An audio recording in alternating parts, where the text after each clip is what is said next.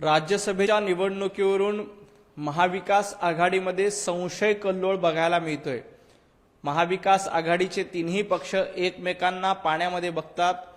काल शरद पवारांच्या उमेदवारीसाठी स्वतः सुप्रिया सुळे उद्धवजी ठाकरे यांना भेटल्यानंतरही आदित्य ठाकरे ट्विट करतायत की आमचा निर्णय झालेला नाही।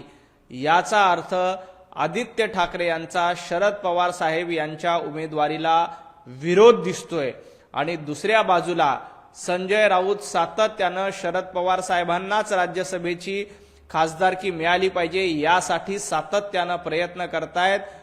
महाविकास आघाडीमध्ये तीन तिघाडा काम बिघाडा असल्याचं याआधी स्पष्ट झालं आणि आता देखील राज्यसभेच्या निवडणुकीमध्ये तिन्ही पक्ष एकमेकांना संशयामध्ये बघतायत। आदित्य ठाकरे यांची इच्छा आहे की प्रियंका चतुर्वेदी यांनी पुन्हा एकदा राज्यसभेवर जावं।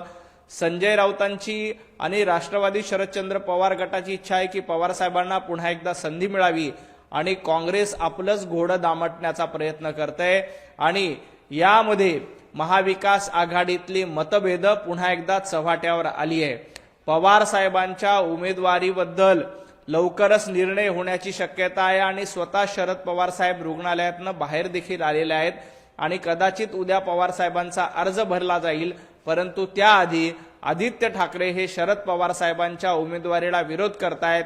याचा अर्थ आदित्य ठाकरे संजय राऊत यांना विरोध करतायत हे स्पष्टपणे दिसतंय। शिवसेना हा मोर्चामधील मोठा पक्ष आहे, कोणताही एक पक्ष निर्णय जाहीर करू शकत नाही असं संजय राऊत यांनी। संजय राऊत तुम्हाला निर्णय जाहीर करताच येणार नाही, कारण निर्णय घेण्याचा अधिकार तुमच्याकडे नाही। कारण शरद पवार साहेबांना खासदारकी मिळावी यासाठी तुम्ही तुमचं घोडं दामटण्याचा प्रयत्न करताय। तुम्हाला माहिती आहे की आता प्रियंका चतुर्वेदींना संधी मिळाली तर 2 वर्षानंतर संजय राऊत यांना राज्यसभेसाठी संधी मिळणार नाही। आपला पुढचा पत्ता सुरक्षित करण्यासाठी आता प्रियंका चतुर्वेदींचा पत्ता काटण्याचं काम संजय राऊत यांच्या मार्फत केलं जाते आणि त्यासाठी प्रियंका चतुर्वेदींचं नाव मागे करण्याचं काम आणि शरद पवार साहेबांचं नाव पुढे रेटण्याचं काम संजय राऊत करतायत, कारण त्यांचा हा याच्यामध्ये धूर्तपणा आहे। परंतु महाविकास आघाडीमध्ये राज्यसभेसाठी एकमत होऊ शकत नाही तर महाराष्ट्रासाठी हे काय एकमत करणार। संजय राऊत यांनी युद्ध सुरू झाल्यानंतर मोदीजींनी इराणला फोन केला नाही असं पंतप्रधान नरेंद्र मोदीजींनी वेगवेगळ्या देशातील राष्ट्रप्रमुखांशी फोनवरून चर्चा केलेली आहे।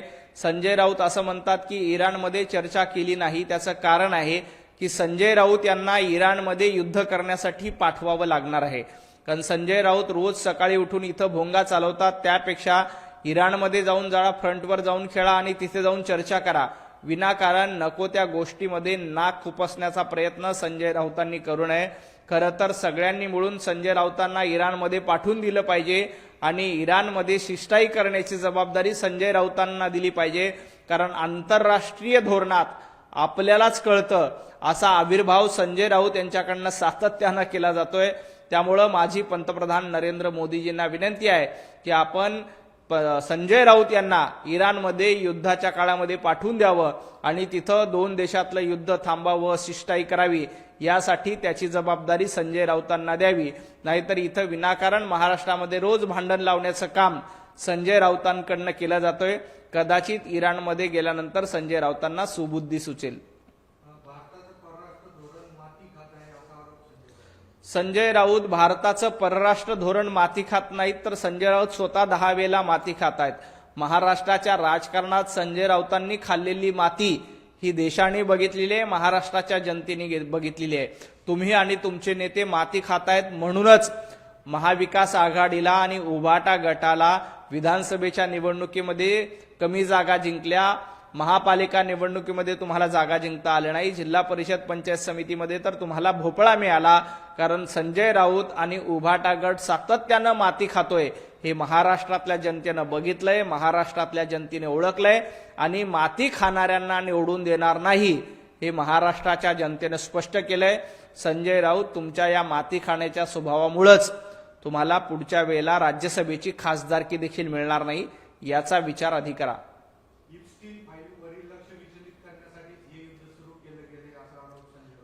संजय राऊतांनी खासदारकी सोडली पाहिजे, संजय राऊतांनी राजकारण सोडलं पाहिजे आणि वेब सिरीज काढण्याचा नवा धंदा सुरू केला पाहिजे. इराण आणि इस्रायलचं युद्ध हे इप्स्टीन फाईलचं लक्ष डायव्हर्ट करण्यासाठी केलंय असा जावाईसोत संजय राऊत लावतात. अहो संजय राऊत, कल्पना रंजन करताना तरी थोडासा विचार करा. एखाद्या वेब सिरीजला शोभेल अशा पद्धतीची व्यूहरचना, अशा पद्धतीच्या प्लॅनिंग चोऱ्या पेरण्याचं काम संजय राऊतांच्या मार्फत सातत्यानं केलं जातोय. म्हणून माझं संजय राऊतांना आव्हान आहे की आपण खासदारकीचे प्रश्न सोडवण्यासाठी उभ्या हयातीमध्ये काही केलं नाही. आपल्या खासदार निधीतून देशासाठी, राज्यासाठी, महाराष्ट्रासाठी किंवा जिल्ह्यासाठी एक हिताचं काम केलं नाही. नुसतं राज्यसभेची खुर्ची एंगेज ठेवून घेतली, राज्यसभा खुर्चीवर बसून राहिलात, परंतु देशासाठी, महाराष्ट्रासाठी तुमच्याकडनं एकही गोष्ट घडली नाही. त्यामुळे तुम्ही खासदारकी सोडा आणि वेब सिरीज काढा. कारण जनतेची सेवा करणं हे तुमच्या रक्तामध्ये नाही. जनतेची सेवा करून जनतेचे प्रश्न सोडवणं हे तुम्हाला आजपर्यंत गेल्या 25 वर्षामध्ये खासदार म्हणून जमलेलं नाही. त्यामुळे तुम्ही तुमची खासदारकी सोडली पाहिजे आणि वेब सिरीज काढण्याचा प्रयत्न केला पाहिजे. तुम्ही वेब सिरीज काढलात तर कदाचित तुम्हाला एखादं त्याच्यातलं आंतरराष्ट्रीय पातळीवरचं प्राइस तुम्हाला मिळू शकतं. त्यामुळं तुम्ही एखादी वेब सिरीज काढण्याच्या भानगडीत पडा. इराण इराकचं युद्ध कशामुळे झालं, का इराण आणि इस्रायलचं युद्ध कशामुळे झालं हे संपूर्ण जगाला माहिती आहे. परंतु संजय राऊत प्रत्येक गोष्टीमध्ये इप्स्टीन फाईलचं नाक उपसण्याचा प्रयत्न करतात. अहो संजय राऊत, आंतरराष्ट्रीय पातळीवर अशा पद्धतीचे कटकारस्थान कसे होतात हे तुम्हाला देखील माहिती आहे.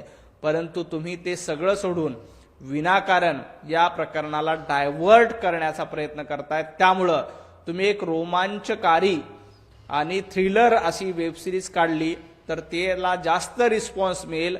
आणि खासदार म्हणून असेही तुम्ही काही कामं करत नाहीत, त्यामुळं तुम्ही एक वेब सिरीज काढावी, ती वेब सिरीज जास्त चालेल. एबीपी माझा, उघडा डोळे बघा नीट.